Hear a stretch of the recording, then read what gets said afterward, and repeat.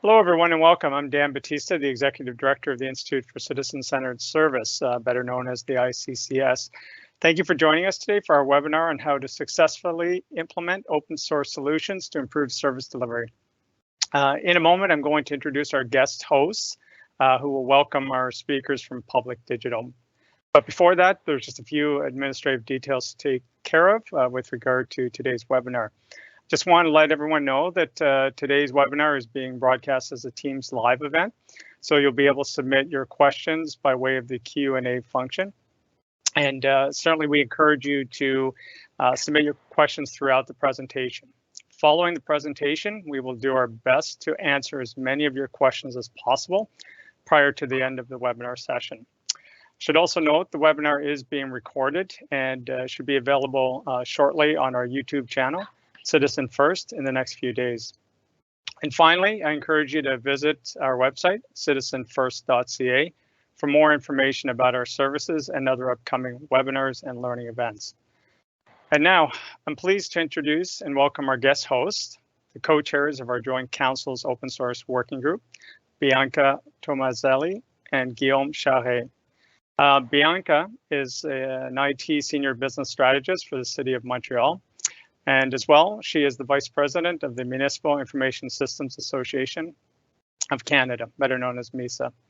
And Guillaume is an IT Strategy Senior Advisor for Employment and Social Development Canada. Now I'm going to turn it over to Guillaume. I hope that Bianca will join us shortly. I understand she's having some technical difficulties, but Guillaume, welcome, and over to you to introduce our speakers today. Thank you. Actually, Bianca just joined us. So Bianca, if you would do the honor to present Anna, that would be really appreciated. Thank you. Yes, sure. Thank you. Sorry for the delay. So Anna, is a really big pleasure to introduce you today. Anna, she's a product and agile delivery specialist at the Public Digital. She worked in the UK department for work and pension on the design and delivery of universal credit. Kudos to her. From 2013 to 2020. She's passionate about helping organizations to deliver whole service transformation, taking internet era ways of working and helping the whole organization work in an interactive and user-focused way. So I want you guys to join me to welcome her today. Thank you. Thank you. And I'll introduce James. James is Public Digital's lead technology specialist. He basically helps clients develop strategies and skills needed to transform your organization, dealing with legacy IT and new technology skills.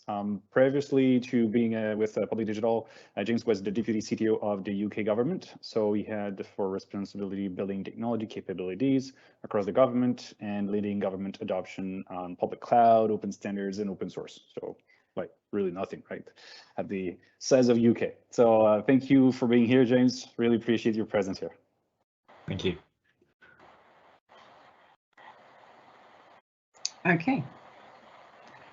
Right, I will get going then. So first of all, thank you so much for those lovely introductions. That's very much appreciated. And thank you so much to everyone for joining us for our session today. I hope you all find it really useful and interesting. So very quickly, hi, as we've already done our introductions, very quickly, my name is Anna Hirschfeld. I'm a director at Public Digital, and as Bianca very nicely put it, my background's in the UK with a good 8 years working on digital transformation of the UK welfare system. And my colleague James, who's already been really well introduced, but will also be taking part in the panel conversation at the end of today's session. And we'll hopefully have we'll make sure that anything that I miss in the presentation, we capture later on. So just a little bit of background about who we are. So that lovely picture on the right hand side of the screen is the Public Digital team, or quite a number of us. That photo was actually taken 3 weeks ago in person, our first away day in person. It was lovely. Who are we? We are a small global consultancy that specialises in digital transformation and helping organisations and governments move into the internet era. We're a real team of people. People is kind of our center, with a range of different skills, whether that be in service design, product management, delivery, technical architecture, content, digital strategy, huge range of skills. But essentially, one of the biggest things for us is we've all worked at the sharp end of digital transformation, and many of us in the public sector. So what am I going to be talking about today? So James and I were co-authors with a number of other members of our team at Public Digital on a paper around the conditions for success when using open source. So I'm going to be talking a little bit about what we learned through our research, and my kind of main focus will be on the kind of practical recommendations that came out of that paper, including some good key examples. And then I'm going to talk a little bit at the end about the tool that we have developed to help governments self-assess themselves in terms of their capabilities and whether they have those conditions for success in place, or if they need to invest in certain areas of their ways of working.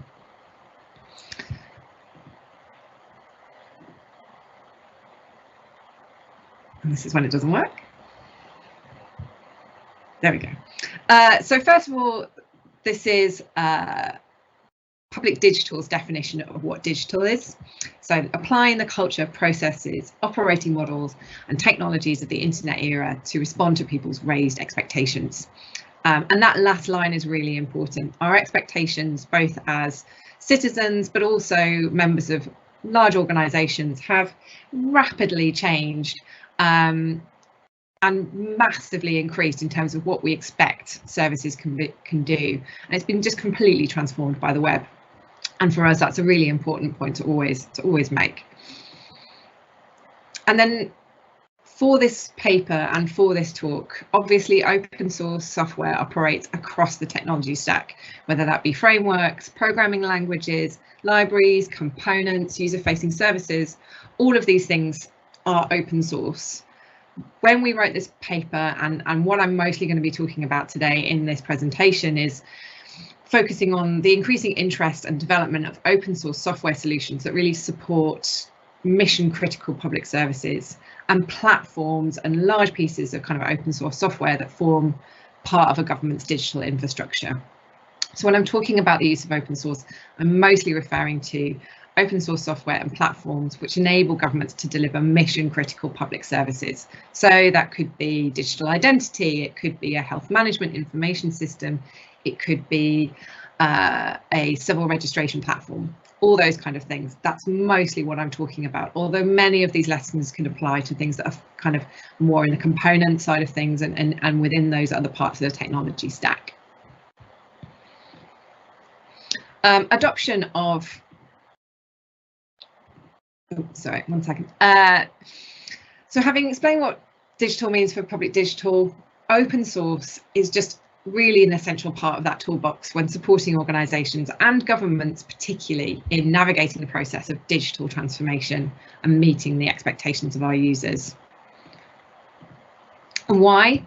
Because at the most basic and most blunt level, it really can speed things up. It can help governments share and learn from each other. And most crucially, I think for us, is it can help governments experiment and pilot without having to go into massive procurement processes first. It's also an enormous and incredibly powerful lever for change, not just in the way that your service is delivered, but in the way that government works and in the way that your economy works. It can enable greater digital sovereignty by helping governments to move away from contracts where they've been locked into specific vendors for years. It can support the development of local or regional digital economies, and I'm going to talk a bit more about that later, creating greater competition, potentially bringing down prices. And it really grants governments a much greater flexibility and control over how their services are delivered. Oh, my pictures. Oh, there they are. I've given away my line. Oh, never mind. But digital public goods, generally as a movement around the world, are really gaining a huge amount of support. And that digital public goods sits within that wider, larger mission critical pieces of open open source software.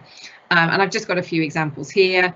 So MoSIP is an identity service, Moduloop is around payments, OpenCRBS, and probably most known in Canada would be gov.uk's Notify, which was recently forked by the federal government. And I know there are a few other provinces who are considering going down the Notify route, which is fantastic.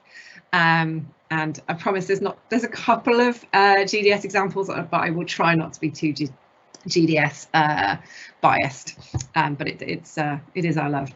So I gave it away, but as a good consultant and also really as a good ex-civil servant, one should always say what open source is fantastic for all of these reasons, but it's complicated.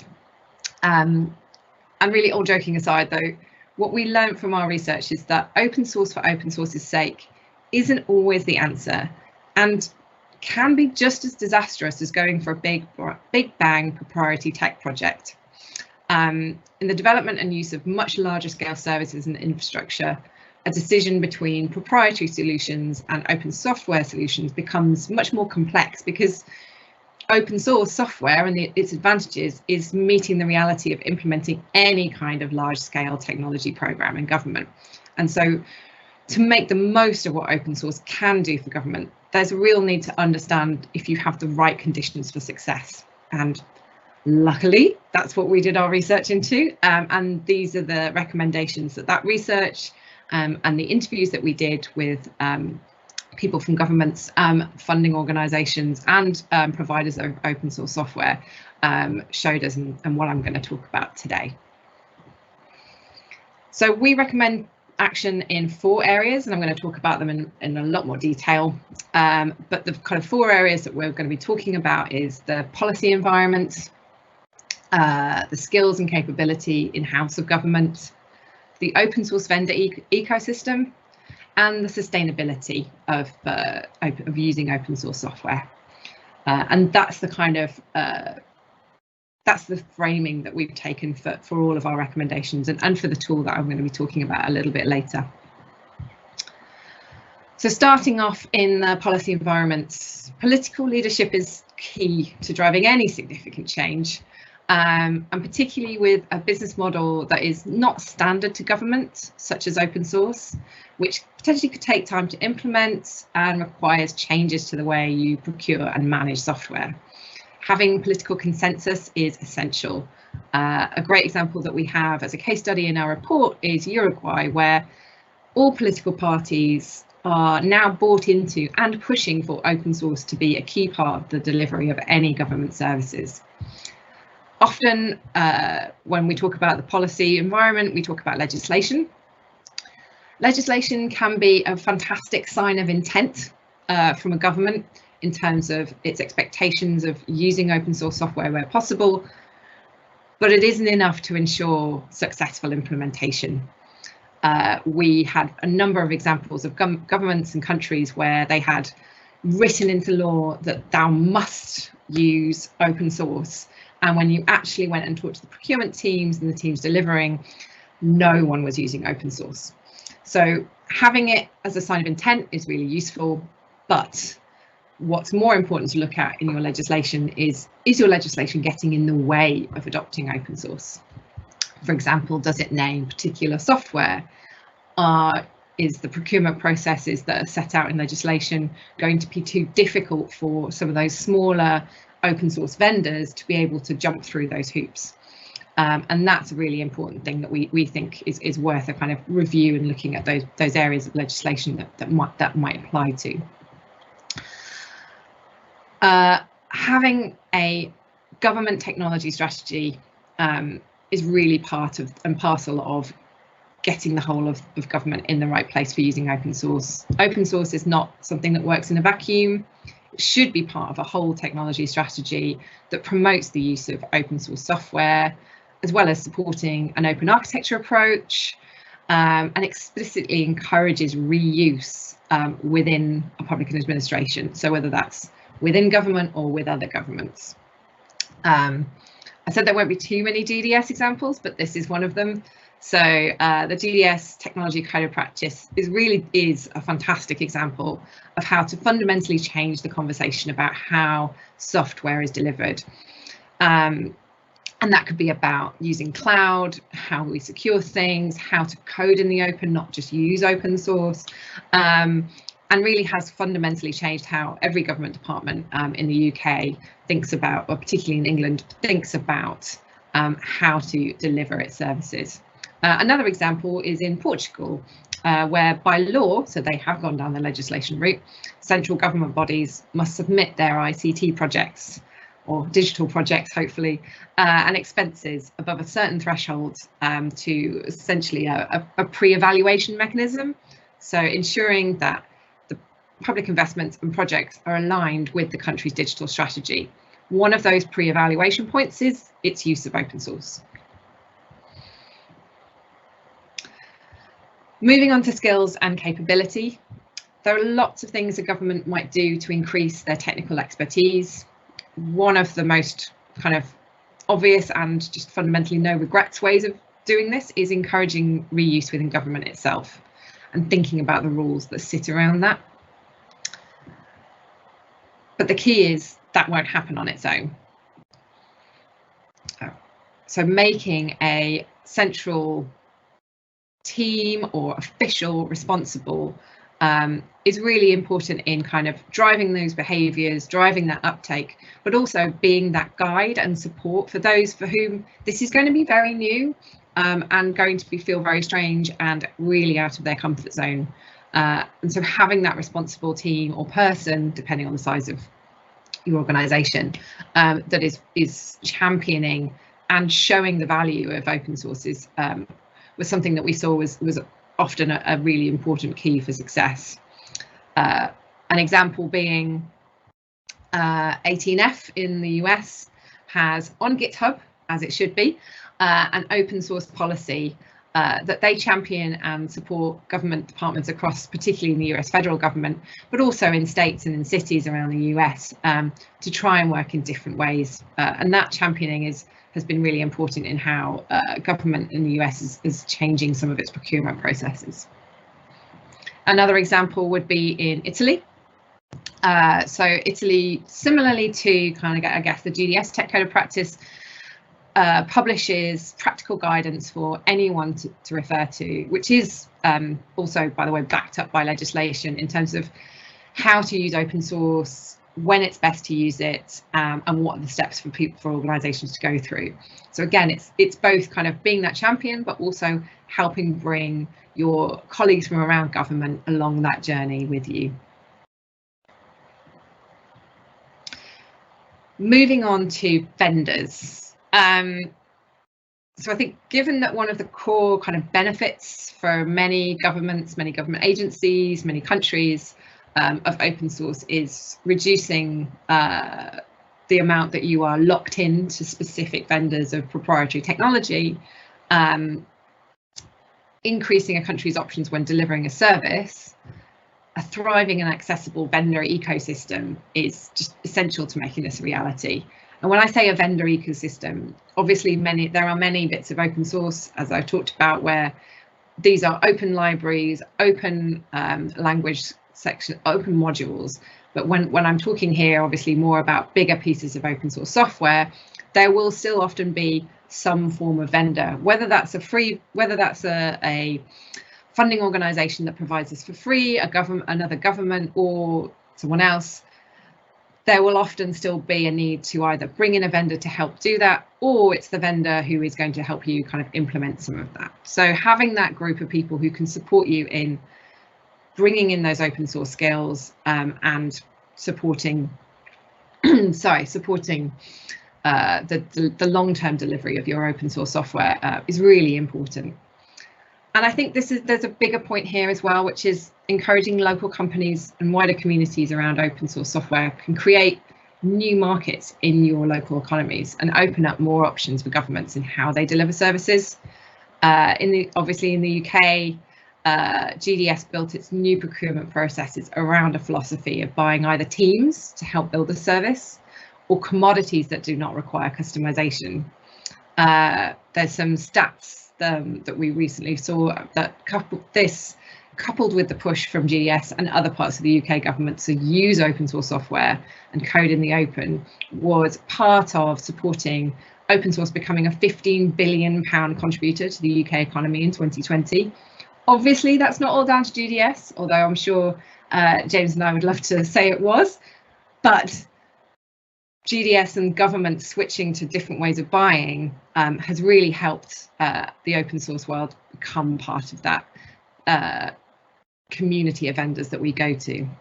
And there are now global companies that have come out of that experience, who started off as really quite small SME suppliers, software delivery teams, who've got that modern approach to delivery, that internet era experience, and understand the needs of government. So, for example, Kainos or Equal Experts, DXW, some of those are now very much global names who can provide a service that understands the value of using modular open source ways of working. Likewise, in Sierra Leone, the Directorate of Science, Technology and Innovation is actively promoting and delivering public services using open source technology. And to do that, they are really pushing and working and aiming to work with local SMEs who have open software skills, because that's part of its government's wider strategy to develop its digital economy. Procurement. I can't not talk about procurement because it is always the elephant in the room when it comes to delivering government services. Obviously, typical procurement processes for large-scale government systems are large, multi-year contracts, often with a single company. The company will then provide, customize, support the service. And that can go well, or that can have its challenges. But in this context, adopting open source software solutions is just completely atypical to the model of acquiring any other software that most governments have experienced, and really does require a different delivery model and procurement approach. One of the things that we suggest is developing a much wider range of procurement options for buying software, particularly in bringing about the ability to bring in partners and run lightweight discoveries, build pilots and build prototypes and run pilots before you end up having to sign some of those longer term contracts, which is quite a change and requires quite a lot of work with your procurement colleagues. And then in the longer term, there's more that can be done to build out that procurement options. And again, I think there's something about lightweight discoveries and running pilots with your procurement colleagues to see how you can change the way that some of those are run on smaller projects. So sustainability was the final kind of theme of our research and our interviews. And I think this is a really interesting one. Obviously, and this was something that came out very strongly from our interviewees across the spectrum, was that while the upfront costs of open source may be low or even zero, open source software implementations will need long-term funding. This was a concern. There was a concern from governments, but also in some scenarios, funders and also providers of some of those open source platforms, that governments aren't always aware of those costs. Some of those have always been kind of traditionally built into the procurement processes for some of those much bigger pieces of software. Open source has perhaps a wider range of things that could be done in terms of management and support. And it wasn't really always understood that, yes, you might be receiving a free implementation of something, but actually to maintain it and to keep it to the standard that a government needs it to provide kind of mission critical services is a completely different ballgame. And so kind of thinking about that, improving your ability to manage and maintain software was really important. In some cases, the government may have the capacity in-house or through vendors to achieve that themselves.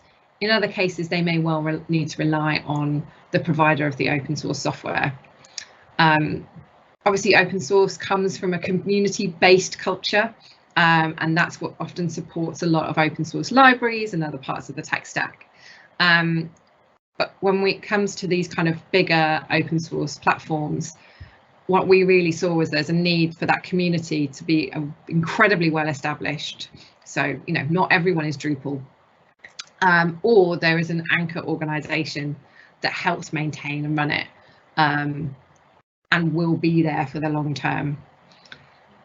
Just to kind of build a little bit more on that, one of the things that we saw was, depending on how you're wanting to use open source, that can really change the kind of support and management models that you need to consider. So, you know, for example, free support through a mature community, through chat forums and pull requests could be enough to support quite a simple implementation or a small pilot. As you start to go up that complexity, you may actually be looking at something which is closer to kind of software as a service, with a kind of simple customized elements to it, with a support and maintenance service. You could also be actually looking at something that looks, once you get into it, something quite similar to some of the bigger procurement processes that you might go through, where you have a complex or heavily customized implementation, and you need day-to-day first-line support for users, disaster recovery, fixes, senior levels of points of contact, SLAs in place. Really getting an understanding of where that open source software sits in your technology stack, but in terms of its criticalness to the delivery of that service, and the complexity of it will really change how you need to kind of manage and maintain it over the long term. And this is just an example, when it comes up, of a open source digital public goods software platform, DHIS2, which people may have heard of. It's a health information system, and it's used by about 73 different countries around the world. It has a community that supports it, but the thing that makes it an anchor and something that 73 different countries can rely on is the support it receives from organisations such as the UN for the long term, making it a kind of anchor organisation that can hold a hell of a lot of health. Well, they don't hold any health information, but support the holding of significant amounts of health information. And then one of the kind of beauties of open source software is being part of that global open source software community. Using open source software solutions, tools and infrastructure, you can just access such a vast pool of online resources and support, and in turn you can share yourselves. Something that James and I were actually discussing yesterday when we were talking a bit about the presentation was, in the UK, in some ways, like coding in the open and sharing services hasn't been as successful as I think we would perhaps have hoped. And one of the reasons for that, I think, is that a lot of what perhaps in Canada, say, is done by provinces, in the UK is all done by one central government. And so the need for some of those reuse cases doesn't really happen in the same way.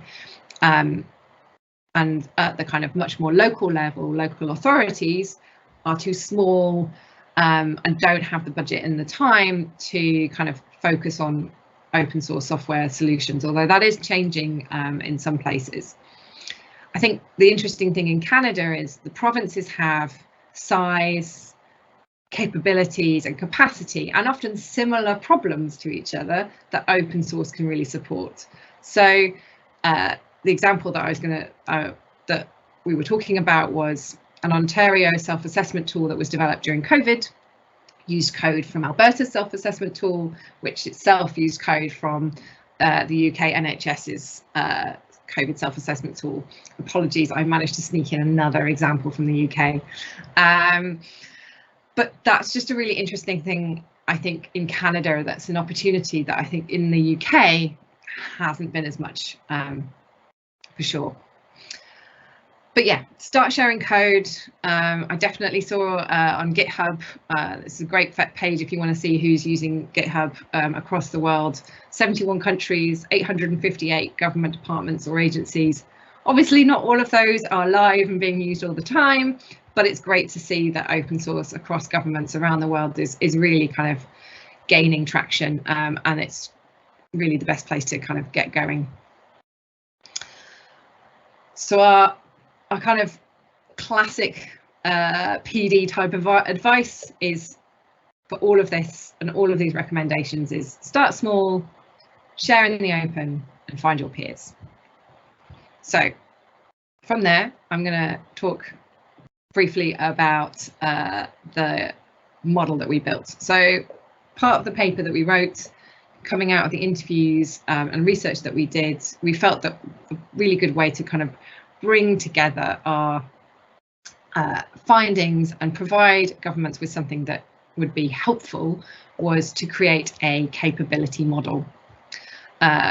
It's based on and designed to complement the Harvard maturity model for digital services, which some people may be aware of. We helped contribute to the development of that, but it's kind of focusing much more on the kind of open source capabilities that you need. There are definitely some overlaps between how you might think about a technology strategy as well. So it's worth kind of recognizing there will be overlaps with that wider piece. It uses those 4 themes that we talked about of policy environment, in-house skills, open source vendors, ecosystems, and sustainability. And this is just an example page for the model. I'm not going to take you through the whole model, don't panic. But what the aim of this model is a self-assessment tool, really. So it shouldn't be something that you need to kind of use and take away and do months and months of extensive research and benchmarking exercises. The aim is that governments could use this to run a workshop with a small cross-section of stakeholders, understand the differences in opinion in terms of where your in-house, for example, your in-house skills and capabilities are around open source leadership and coordination. Are you low? Are you medium? Are you high? Those differences in opinions or agreement in opinion can trigger further investigations, can spark discussions, and can help align all of your stakeholders. So not just within your teams, but from within procurement, from within finance, from within HR, to help you understand your current capability levels and where investment might be needed, where training might be needed, where different approaches might be needed. Just to say, don't need to be high on every dimension of this. In fact, that's very, there's, some governments are like that, but that's definitely not what we're saying.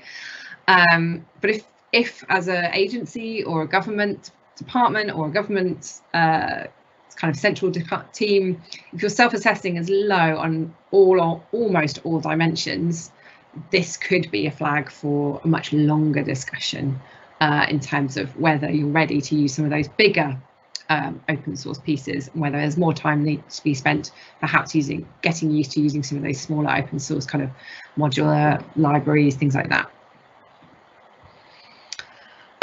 So yeah, as I said, we want this to be something that governments can use to self-assess their own needs, something that can help prioritise investment, and we practice what we've preached. So this is an open source tool. It is on GitHub.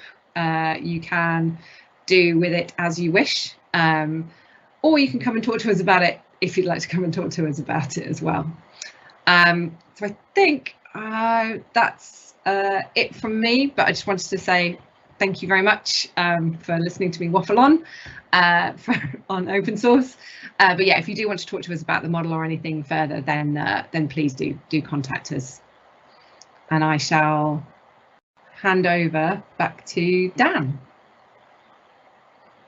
Thank you so much, Anna. That was wonderful. What I'm going to do now is actually offer the opportunity to James if he wants to add anything with regard to the presentation, and following that, I'll ask Bianca and Guillaume perhaps to speak to everything you've talked about it from their perspective as quote unquote practitioners here in the Canadian context. So James, I'm kind of putting you on the spot. I don't know if there's anything you'd like to add following Anna's presentation. Thanks, Dan. Yeah, so partly say I wasn't sure if I was going to be able to make it today, hence kind of Anna doing the full presentation. Thank you to Anna for that.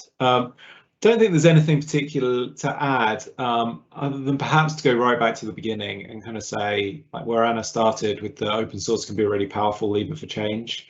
Hopefully people have seen sort of the themes that Anna's drawn out through the presentation as being kind of useful components of digital and technology strategy in and of themselves. So I think one of the things that, you know, we might have assumed going in, but we tried to put to one side and do the research properly, but that we've seen come back out, is that really the things that you need to do to be successful with open source are things you need to do to be successful. But the open source can be a really useful way of both getting some benefits that you can get another way, but also forcing some of that thinking about where you're going. So I think that was it. That was all in there, but I just wanted to underscore it. Wonderful. Thank you for that, James. Guillaume, Bianca, I'm going to turn it over to you for your thoughts and comments. Thank you so much. Bianca, si tu veux commencer, je te laisse le micro. Sorry, I cannot hear you well. Maybe if I do this, I let you start if you're okay with that. Yeah, sure. So what we are doing so far, compared to you guys, we have a working group that has members throughout the organizations in Canada, so federal, provincial, and cities. And we are discussing on that adoption. How can we leverage from those who are already doing so well with open source, has the tools, guidelines, policies, anything they needed to implement, so those that are not in the same level of involvement can leverage from each other.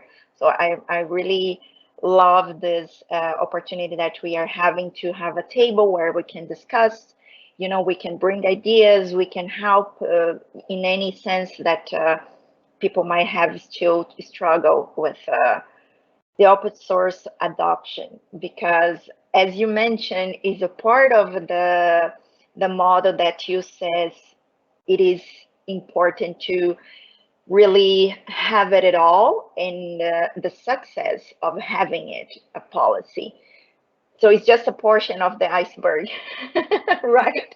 We have so many scopes, and that's what I love about your report, guys, because it really gives us the full picture of having it, putting in place, making it happen in the daily basis. So this is really awesome. For those who are not in the same level, it is easier to give the overview, vision for the leaders too.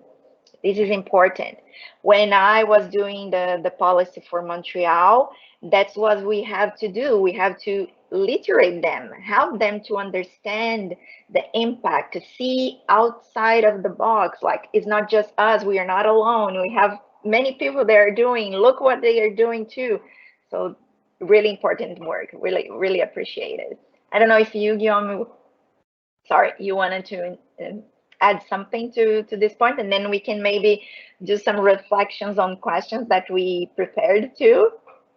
No, I think you summed up the reality. We like Anna said, we have an interesting playground, if you will, in Canada, in the sense that we have multiple jurisdictions with very distinct mandates. But to some of the points you mentioned, we also have many capabilities that we all need.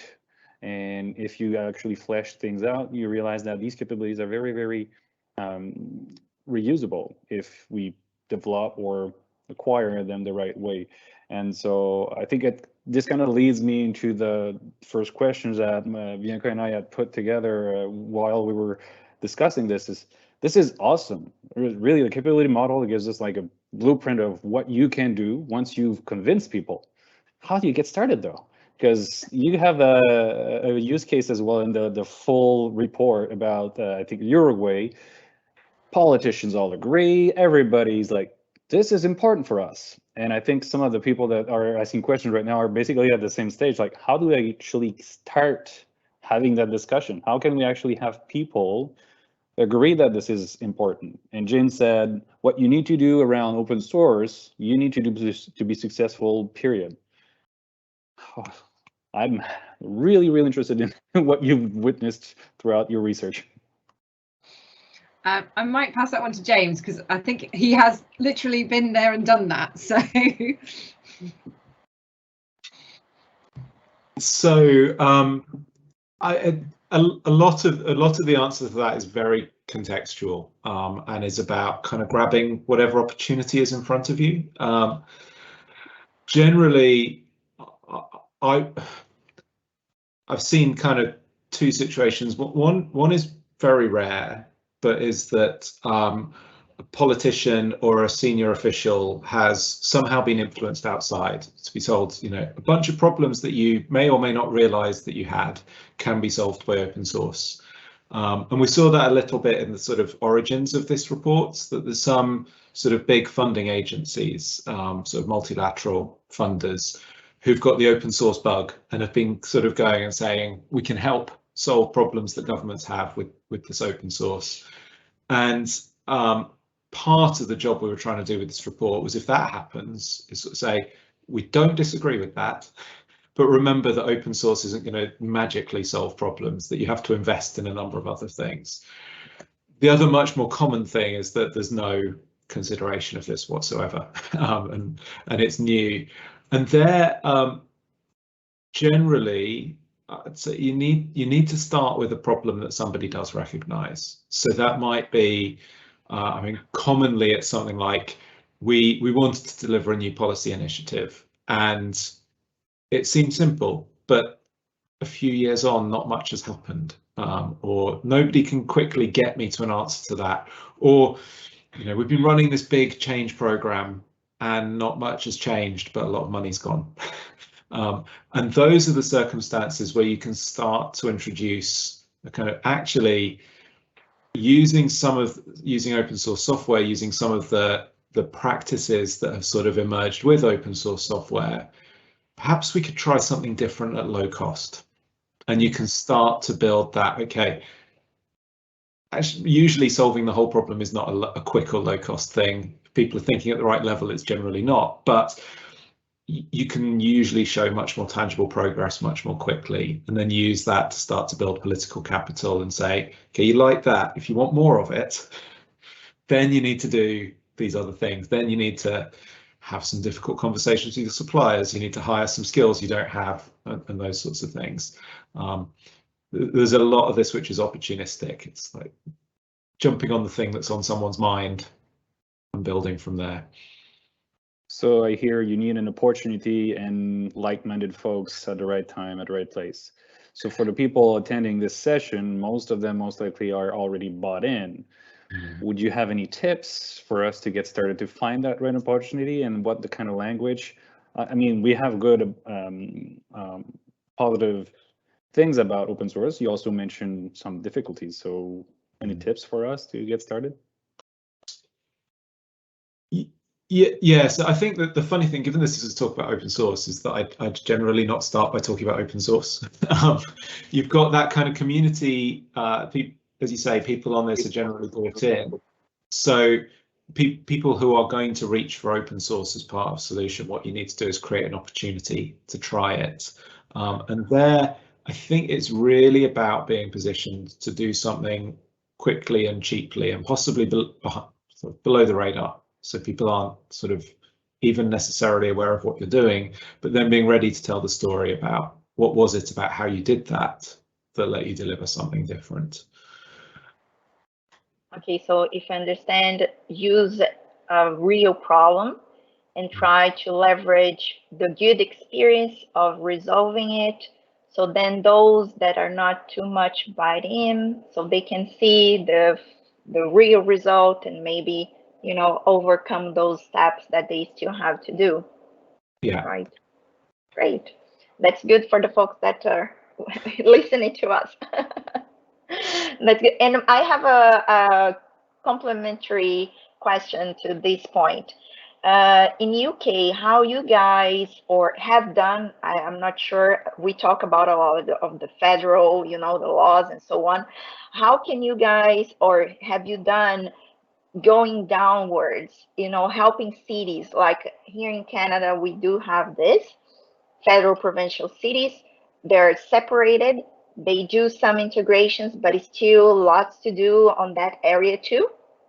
And as the VP for MISA Canada, where I want to really help cities to evolve together and really reuse more and more open source, because we have tiny cities here in Canada, you know, that has zero capacity on IT, and they can really leverage even more the open source on their problem solving. You know, so how you guys have tackled or not the city's scope on helping them to leverage those portion too. Shall I start? I'll carry on. So I think, as Anna said, that often that's where the challenge is, and I wouldn't say that we've had great answers in the UK. I think that there are teams in some of the bigger parts of local government. So where I'm sitting, I'm in Hackney in East London, and they've got some digital teams that are using open source, but they're quite well funded by comparison to some other areas. And my belief is that there's usually enough money being spent on technology related services that you could do a lot more in bits of local government, but usually it's tied up into lots of existing contracts, and we've not found the best way to kind of unlock that. But I think what we did, so I was working at the centre of UK government, kind of running development teams that used open source, but also trying to change the policy landscape around it. Anna was much more in one of the departments that was a little bit further out from the centre. I was wondering, Anna, if there were things in your experience about what had happened at the centre that were helpful. I think the problem with universal credit is we just went and did it and told people afterwards. We were very much seek forgiveness rather than permission. But I think that there is some interesting stuff that I know is happening in local authorities, which is probably the lowest. Cities don't tend in the UK don't really kind of tend to have that sort of responsibility. It's usually at the local authority level. So, you know, a county. So I'm originally from Yorkshire, East Yorkshire would be an example. There is some work that's been going on, I know, kind of across a number of local authorities to build out a kind of Drupal for planning, so to support kind of the planning processes, how you understand what's happening around the planning applications for, you know, extensions to people's houses, new builds, commercial changes. There's a big kind of project that's been going on almost in a kind of co-op community type way, pooling some of those resources across those different organizations. So I think that's been a really interesting thing to see of kind of, I think, you know, a few local authorities kind of kicked it off, but it's now gaining some traction. I think in kind of departments where I was, there's an element of,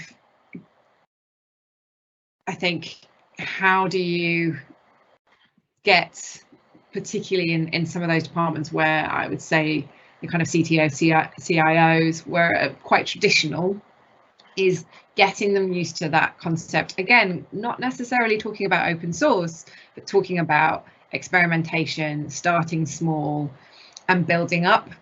And that helps them also, that helps them as well think about ways that they can get around their kind of traditional, very long and lengthy and complicated procurement processes so that they can support something happening fast. Because I think there's a lot of kind of bureaucracy hacking that kind of needs to be done to make that happen. True. So, thank you very much. Perhaps I could jump in here and then just let you guys know how this warms my heart to hear all this as a former federal public servant and at times someone who's labeled the maverick. I think, you know, the points you've touched on, right? The notion that, you know, don't even talk about open source, right? You know, just figure out ways to solve it, right? To get it done and then explain, right? So this notion of don't ask for permission, beg for forgiveness, right? You know, I mean, that resonates. Now, I obviously, you know, within limits and, you know, the authorities that you have as a public servant, but I think that entrepreneurial spirit, right? That sort of will to sort of collaborate to bring together, the coalition of the willing, right? Those who kind of want to get at it and get things done. Because I think, this is a nice segue into one of the questions that a member of the audience put forward with regard specifically to municipalities. And we'll just put this up here, but let me read it to you.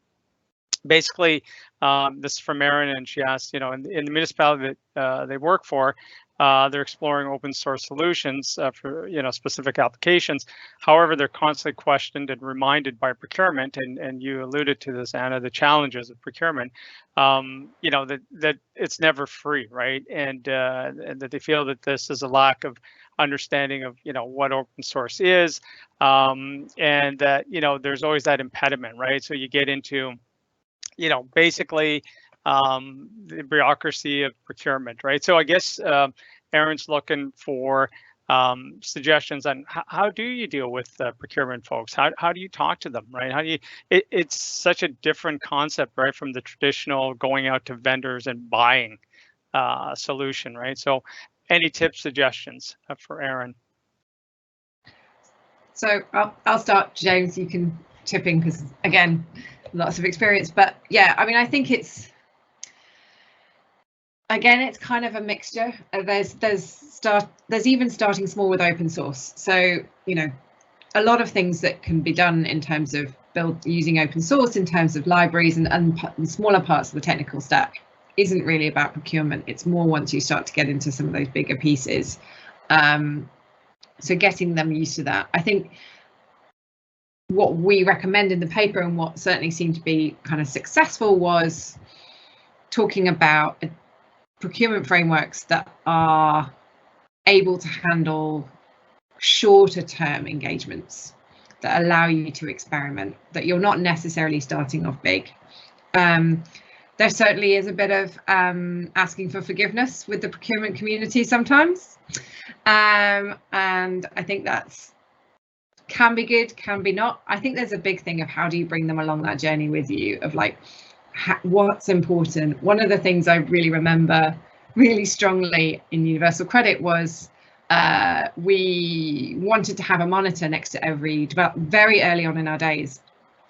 We were still building the team. We wanted to have a monitor next to each of the teams that showed what bugs there were, what was happening in the live service. And we wanted to buy some Raspberry Pis, which are very simple computers that are about this big, to just run essentially a little code that was going to just show up all these different things. The poor woman from procurement had to come and talk to us face to face because she could not understand what we were talking about, and she thought we meant actual Raspberry Pis to eat. So it was like, and she genuinely was like, why are you asking me about food? I don't do catering.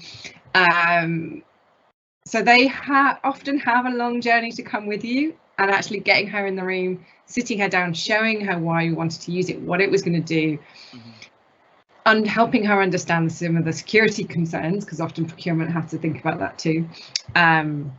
Or certainly in DWP they did. That was really important, but James can probably give more examples. Yeah, I think that getting the person in the room is the key. I mean, so part of my experience was that there's an awful lot you can do that like just falls underneath the thresholds where you have to formally do procurement. And so you can often build a reasonable amount of momentum, particularly if you've got a few skills in your team to make use of there before you have to go to procurement. So you've got something to show and some momentum.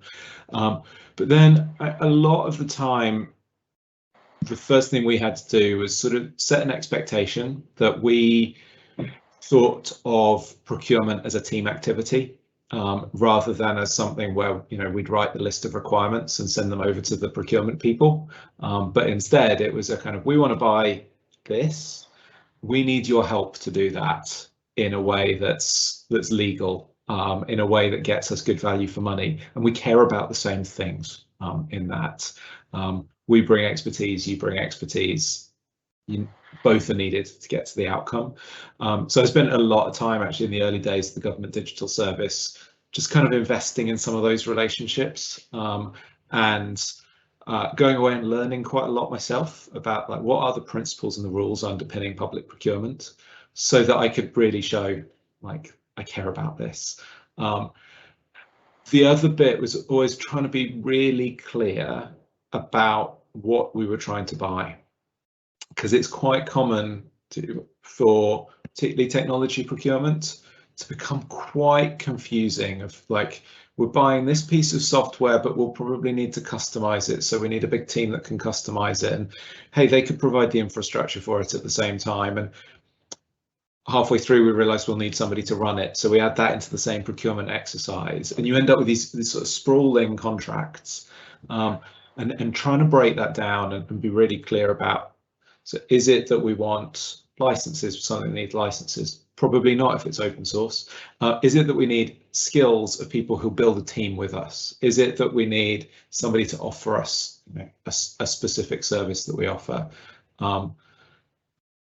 Getting that clarity that's all too often missing is the other kind of really important building block. What I can add from the experience that we have here in Montreal, since he's asking about specifically cities, but this can be leveraged for any type of government as well, I think, is that we have the IT team that works in collaboration with the procurement team, and we have the specialized members in our IT team on procurement too. So we understand kind of how we can manage and do things different, since we are talking about technology. And the procurement sometimes doesn't have these little differences on the solutions and the new business model that is coming more and more in the market. Open source is just one of them. We can mention AI, we can mention cloud sourcing, you know, you name it. It's coming in a big wave. So we have to help them be prepared for those changes. Yes, we are not in the same level as change as you guys in the procurement scope, but it's possible, but we need more force to do. So what we do is that we do a market analysis before taking decision for the solution. We look what is available. Then when we compare proprietary with open source, and then when we find open source, we say, cool, we find it. How is the business model? How they charge for the service? So then when we go to the procurement stage, we have all the information for them to take to see, oh, okay, cool, it's not for free. No, take it out the free word of the table. Here's how they make money. We are using the solution in X, Y, and Z way. We will need in the future, we will not need in the future. You have the tools to choose the procurement strategy. This is what we need to talk to them. Procurement strategy for a business need is not just about the solution that we buy from the shelf. It's a combination. The more we evolve on the digital transformation, the more we have combinations of solutions. So that's what we do so far here. That's so right. And one of the reasons that we talked in the report about the sort of where you work with vendors is exactly that business model question of, I think in some places we can go with companies that have the same business model, but if we slot in open source, we'll get better outcomes, but they're still going to try and make money in the same ways that they always did. If you want to get the value from open source, you need people with a business model that's aligned around that. So I think we're running out of time, but there was another question, and I think it's kind of weaving towards what we were discussing at the end. So the open source software discussion usually comes from the tech side. Any tips to bring the conversation from outside and bring the service delivery instead? So I think, like you said, it's not about the software itself, it's about the capabilities, the bringing and working together to achieve and resolving an issue that people have. So maybe a few final words. I think we're at time now.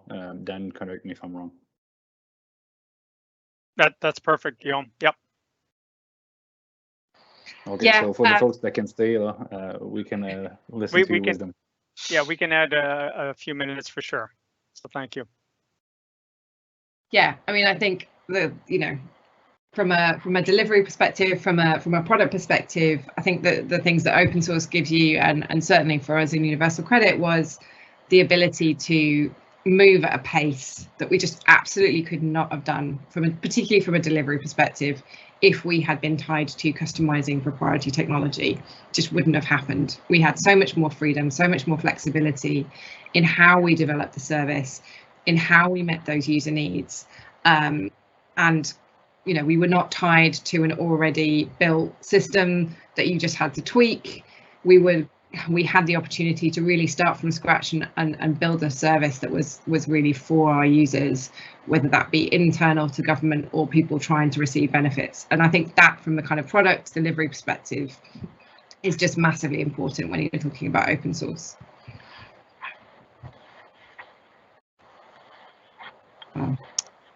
Great. Unfortunately, we are out of time. As always, I know that this is such a passionate topic.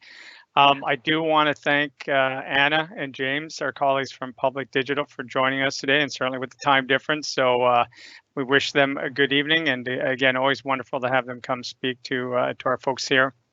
And I'd also like to thank Guillaume and Bianca, our co-chairs of the open source working group, one of my favorite working groups for sure under the joint councils here. So thank you all, and it's been a pleasure, and I'm sure that we'll be following up in the near future with regard to the latest efforts to move open source forward. So thank you all, and enjoy the rest of the day. Thank you.